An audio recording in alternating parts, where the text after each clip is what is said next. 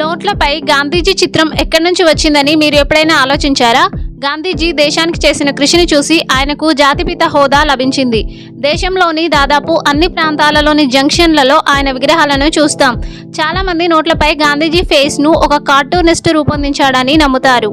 అయితే ఇది పూర్తిగా తప్పు. ఆ ఫోటో కెమెరాతోనే తీశారు. ఈ ఫోటో 1946లో ఇప్పటి రాష్ట్రపతి భవన్ అయిన అప్పటి వైస్రాయ్ హౌస్ ముందు ఎవరో తెలియని ఫోటోగ్రాఫర్ ద్వారా తీయబడింది. ఇందులో మహాత్మా గాంధీ బ్రిటిష్ నాయకుడు ఫ్రెడరిక్ విలియం లారెన్స్ తో నిలబడి ఒక అన్నోన్ పర్సన్ ని చూస్తూ నవ్వుతున్నారు. 1987లో తొలిసారిగా 500 రూపాయల నోటును ప్రవేశపెట్టినప్పుడు ఈ ఫోటోను కత్తిరించి వాటర్ మార్క్ గా ఉపయోగించారు.